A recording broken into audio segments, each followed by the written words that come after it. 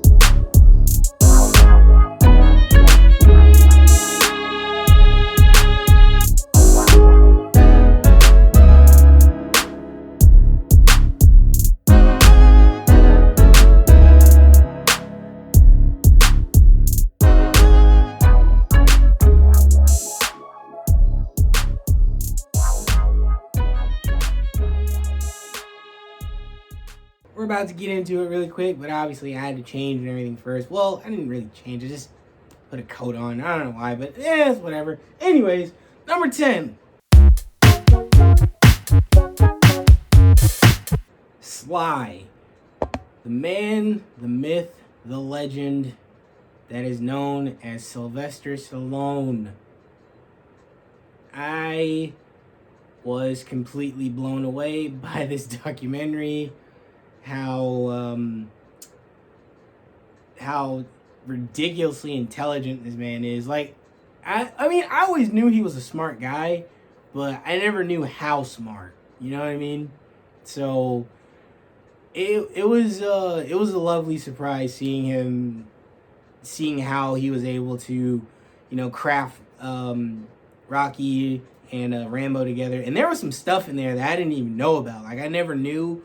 Like, I always knew about Rocky and how crazy it was getting that first movie made, but I never knew how, he went off and did other things before going back to Rocky, because, those other things that he did, they didn't work out. And so seeing him, go back, doing Rocky 2, 3, 4, and so on, but then, in the middle of doing Rocky 2 and Rocky 3, I think, he was doing he did Rambo, which I had no idea how crazy he was doing that as well, which I was like, yo, that was nuts.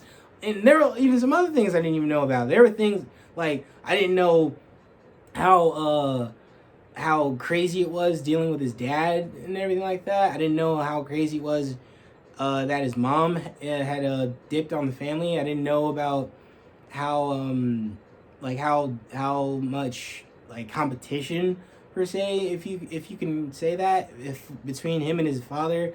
I didn't know, like, there were just things that I just didn't know about, and I honestly I was surprised by how great this documentary was. It was great. I loved it. I loved every single minute of it. And even when he made the Expendables, yeah, and now we got the Expendables movies today. But yeah, that's number 10 for you. All right, number 9.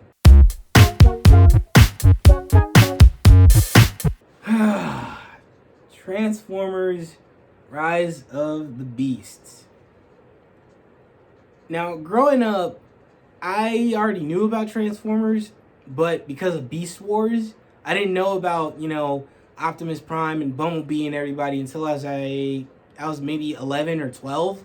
So seeing Optimus Primal in this was like, oh, okay, I know exactly what I'm getting into in here for the most part. Granted, the only thing I knew was the basic stuff as far as Beast Wars. I just didn't know, the extra stuff. But anyways, just seeing the Beast Wars and, the Autobots come together to, fight against the Decepticons and the Predacons to stop Unicron, which was insane. I couldn't believe how awesome this movie was. I loved it. I don't care what anyone says. It was fire. And also, if you were like me and you predicted whatever the end credit scene was, I'm not gonna spoil it. I mean, I want to, but I really want you guys to see for yourself. If you got the end credit scene right, and like, you know what was gonna happen, and you were like me, I'm not gonna lie, I had to take a victory lap after seeing that scene, because I couldn't believe that, you know, that we're gonna get what hopefully that we're gonna get, because honestly, I was so excited by that. I'm like, yo, I'm down for another one. Please make another one. I want to see it. I want to see it. I want to see it. Please. All right, that's Transformers: Rise of the Beast for you guys. All right, number 8. Wow. Missing. Wow, man. This movie was something else, man. This movie was something else. Just when you think that you have everything figured out, another thing gets thrown into it, which you got to figure that out. And then another thing gets thrown into it, and you got to figure that out as well. And then 2 more things get thrown into it, and you got to figure that out as well. Just when you think you got everything figured out, more things just get put into it, and you're just like, what is going on here? I don't know what's going on anymore. But it's all in the best way possible, and honestly, that's why I'm a good sucker for mysteries. But yeah, in the way it ended, this was amazing. I'm now in the business of not counting these movies out anymore, and if they wanted to make a third one, which I think last time I checked, I think they might do it, but we'll see. I'm going to the theater to see it because I saw Searching on Hulu and I watched this one on Netflix. So I'm not counting these movies out anymore, or I'm not going to ignore these movies anymore, because both of them, both times, have been phenomenal. Searching was incredible. This one, Missing, was incredible. And that's it all. That's about it. Yeah. Anyways, yeah. Number 7. And Extraction 2. Holy hell, man. This, first of all, we gotta yell. Extraction 2. Extraction 2. Y'all are nuts, man. Y'all are absolutely nuts. The action in this movie outdid the first one, at least in my opinion. But I thought the first one was insane. But instead they said, okay, how are we gonna take the first one and just up it a few more notches? Like, how are we gonna up it some more? And I guess someone must have said, hey, how about we have Chris Hemsworth fight with his arm on fire and go from there, or something like that. And which was crazy, because oh man, I don't even know if I should tell you guys, but you gotta see it for yourself. All I'm gonna say is that the movie had a crazy fight scene, and it started in that prison break, and it just escalated from that point. And the action was just getting crazier and crazier and crazier, and it had this insane fight scene at the end, which I couldn't believe what I was seeing. I just couldn't believe it. And this is a Netflix movie? This is a Netflix movie? Oh man. And the way the movie ends, it looks like the door is open for a third movie. So hey, Netflix, I'm there for a third movie. I'm there. I'm there. I am there. All right. Number 6. Still, a Michael J. Fox movie This was a very eye-opening movie for me. That okay, I'm already a fan. I've always been a fan of Michael J. Fox. But here's the thing. I'm young, okay? I'm young. I didn't grow up watching Family Ties because I wasn't born during that time. I wasn't born when Back to the Future came out, even though that movie did come out what would have been my birthday during that year. But, you know, like I said, I wasn't born during that time. But but the thing is, I only knew two things growing up. I always knew that filming Family Ties and Back to the Future, the first one was crazy, and I always knew that he was diagnosed with Parkinson's. What I didn't know was what was going on in the middle of that. That you know, Family Ties and Back to the Future, they skyrocketed him and everything like that. He ended up getting pretty cocky and all that stuff. The next, you know, getting diagnosed with Parkinson's, but yet he still was doing stuff.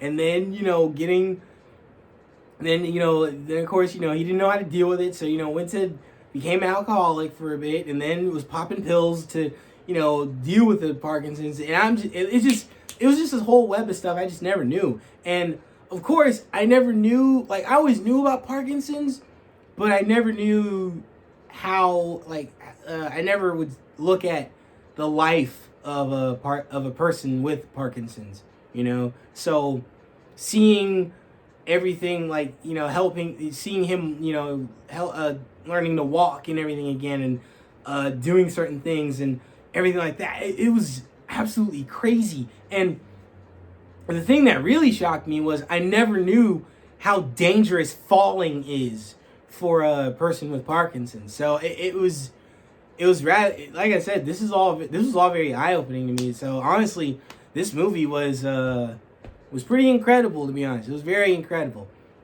So yeah, still Michael J. Fox. All right, number 5.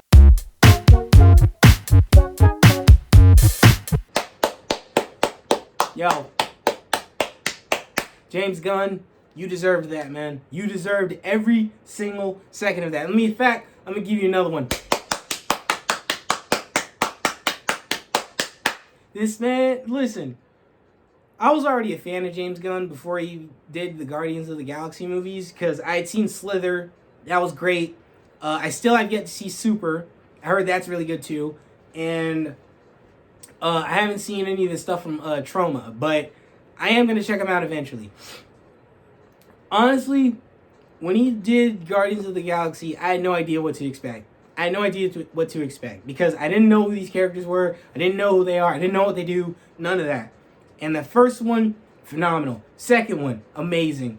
But this one, this was more than, I guess you can say swan song, but me personally, this is him saying, hey, I'm going to bless y'all with another one before I go off and run DC.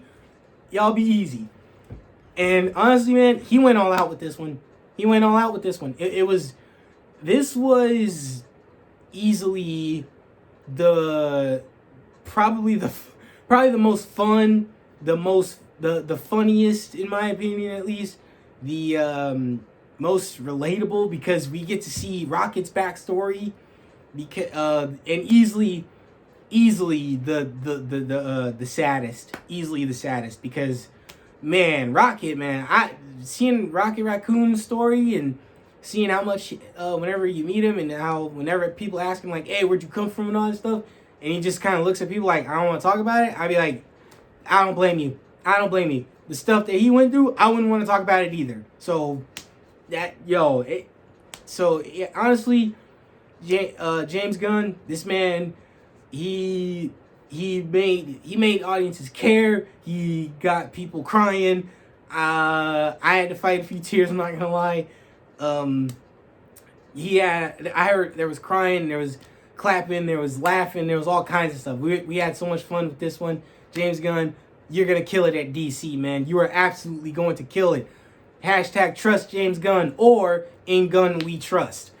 All right, number 4. Man, John Wick Chapter 4, man. John Wick Chapter 4. Oh my. Yo. The action in this movie. Man, it just stacked up. It just kept stacking. I don't know what else to say. Like I knew this was gonna be my favorite one when I heard they put Donnie Yen in this. When they got Donnie Yen in this movie, I was like, yeah, they knocked it out of the park with this one. They got not just Donnie Yen, they got Hiroyuki Sanada, they got Rina Sawayama, they got Scott Adkins, they got so many people in this one, and the action in this one is easily the best out of all of them, despite, despite 4 is my favorite, then it goes 3, 1, and then 2, and honestly, I can't say more about it because we did a Good Time Geeks review about it, spoiler review. Go ahead and check that video out. The link to that one will be in the description. But yeah, this John Wick 4 Chapter 4, they went all out with this one. They really went all out with this one. All right, number 3. Oppenheimer. Wow. I was like, I don't know what, like, I can't even say this was like a roller coaster ride, because this was everything that you would want in a, like, going in a time capsule type of experience, but it's also like kind of warning you as well, you know what I mean? And this movie, man, first of all, I remember being a kid, and I was like 12 years old, and I used to be obsessed, looking at, stuff from World War II. And even when I got to high school and reading stuff on like history and, learning more about World War II, I never knew how crazy the politics of it was, especially when it came to, the atomic bomb. Like, I never knew all of that. It was insane. I couldn't, like, all of this stuff, I just couldn't fathom what was happening in front of me, especially the way that it was made, and how much time and how much time was being put into it, how much effort was being put into it, how much manpower was being put into, making this weapon and all that stuff, and how much the military was getting involved, or at least certain areas of the military was getting involved. And it was phenomenal. It was a phenomenal experience. And of course, I mean, granted, the music just kind of enhanced it for me as well. I mean, that's just me though, because music is like my second most like precious thing to me. But anyways, man, I would recommend anybody to watch Oppenheimer. I mean, granted, it is pretty scary. I'm not gonna lie, it is pretty scary because it's very real. All of this, on some level, has happened. I don't know how much truth is in it per se, but it's still like real enough to where you want to do your own research and look into it more, and you're like, oh snap, I had no idea, all this happened, or this had this person. But anyways, that's Oppenheimer for you. I love this movie. I love this movie. Christopher Nolan, you the man. All right, number 2.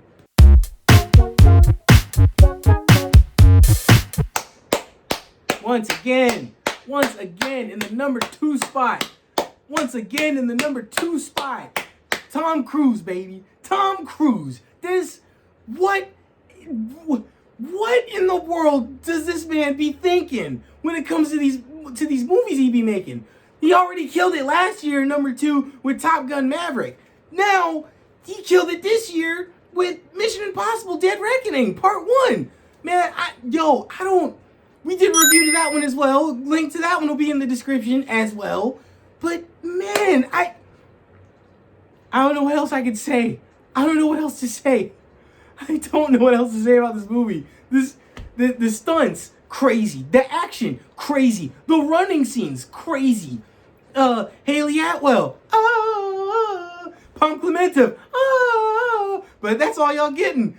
Just everything that I'm gushing about with it as far as this movie goes, check the link in the description for the review. Please, you gotta see it for yourself, and that way you can see how I feel about this movie. All right, now we have come to the end of this year as far as 2023 in the movies, and the king, the absolute top dog, the alpha and omega, at least in my opinion, of 2023 as far as movies go, is this one. Man, Across the Spider-Verse, I saw this movie twice in theaters, and both times I was blown away. I was absolutely blown away. I couldn't believe what I was watching. I couldn't believe how they did this movie. I couldn't believe how they did this character of Miles, how they did Gwen so well. I couldn't believe what we were getting as far as seeing all the other Spider characters, seeing Ben Reilly, seeing Spider-Punk, seeing Spider-Man 2099, seeing Spider-Man India, seeing this honestly, I said it before, and I said it both times actually when I left the movie. I've said it over the phone with a few people in my personal life, and I've said it numerous times ever since the movie came out. This is the greatest Spider-Man movie I've ever seen in my life. It's better than Sam Raimi's Spider-Man 2. It's better than all the Tom Holland movies. It's better than the Andrew Garfield ones. And that's my boy, Andrew Garfield. That's my favorite Spider-Man. That's my boy right there. But honestly, man, Across the Spider-Verse was easily it outdid not just Into the Spider-Verse, but it outdid all of the other live action Spider-Man movies I've ever seen. So honestly, man, I don't know what else to say. So all I can say is I'll raise a canteen of water before I drink it to Beyond the Spider-Verse and wishing it the best of luck, because Into the Spider-Verse was already awesome. Across the Spider-Verse, 10 times better. Matter of fact, 15 times better than Into the Spider-Verse, at least to me. Beyond the Spider-Verse, I honestly don't know how they're going to top themselves with this one. And to be honest, even if they didn't manage to top themselves with Beyond the Spider-Verse, but if Beyond the Spider-Verse is at least good, in my opinion, this is easily going to be the best Spider-Man trilogy I've ever seen. As far as, when it comes, it'll be better than the Sam Raimi trilogies, and it'll be better than the Tom Holland trilogies. That's just me. So it is what it is. Sorry about that. Had to finally take a drink. Now, we've finally come to the end, guys. We did it. Here's to another year. I'll see you guys in 2024. And of course, if you like the video, hit the like button, comment down below, share this with your friends, and of course, you guys, subscribe to the channel. Both of them.